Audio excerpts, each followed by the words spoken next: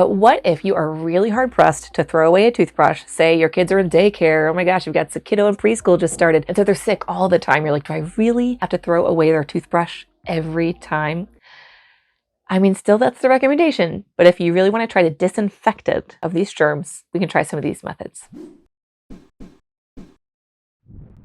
But remember, it's pathogen dependent, like norovirus stomach bug is really hard to kill. I don't think anything's really effective except for bleach, which is an option. So you can try that. But if and when possible, especially given really contagious illnesses, I would just toss it and get a new one. So I do personally use these disinfectant methods kind of between toothbrushing cycles in the time period where I know they're sick, they're still recovering, and we haven't quite gotten to the throwaway point. Usually that's like 2 to 3 days. Like with strep, they want you to wait until they've had antibiotics for 24 to 48 hours. And so once they're considered not infectious on an antibiotic or their symptoms have begun to resolve, that is when I typically throw the toothbrush away. But in the interim, I have that mindset of like, oh, I want to decrease the load of the virus or the bacteria. And so I'm trying to disinfect it between times of brushing in those first couple of days. So that's how I use these methods. But I do still ultimately throw the toothbrush away once they're feeling better. And then the same cautions apply here if you just came to this section, as I mentioned in the sanitizing section. So be sure you go back and check those, like the importance of not mixing agents and things like that. Again, first, you want to be sure you're not forgetting that you need to sanitize the handle and the holder. Especially in this case, you want to disinfect it using like a diluted bleach solution or a strong enough disinfecting wipe that can clean the germs that you're targeting. And then for disinfecting the toothbrush, we're going to go again in order of time. So the quickest to the longest. You can soak it in full strength 3% hydrogen peroxide, so not diluted with water. And again, you want to soak it for about 5 minutes. Agitate as it's in there and then rinse and let air dry. You could also soak in a disinfecting bleach solution, which a lot of people are like, what? That sounds crazy. But the CDC and Clorox themselves, they have instructions for disinfecting a toothbrush using bleach. As long as you are giving the reaction full time to go through and then thoroughly rinsing, it is considered safe to use. I mean, they use this on food surfaces that are porous. So you can use bleach, but it makes a lot of people nervous. So if you don't want to, there are lots of other methods that you can try. Before the bleach method, I've got a link down below specifically from Clorox, what they tell you to do, and I'll summarize that here. You're going to use 1 teaspoon of 7.5% sodium hypochlorite, so that Clorox disinfecting bleach, 1 teaspoon mixed into 1 cup of water. And then you're going to soak the brush head in that for 6 minutes, agitating as the time goes on, and then rinse thoroughly with water after and let completely air dry. This is the only thing I'll do if I'm going to continue using a toothbrush in the time period that norovirus is going on. In my house, bleach is really the only thing that works to kill norovirus. So a bit longer, and then agitate, and then rinse, and let air dry. You can also soak in undiluted, so 100% white vinegar for about 10 minutes. Agitate, rinse, let air dry. And lastly, you can soak in an antiseptic mouthwash or like 70% rubbing alcohol. You want to soak it though for a long time, about 20 minutes, agitating as you go through, and then rinse and let air dry. And there you have it. But my encouragement still is to get a new toothbrush if and when you can after an illness.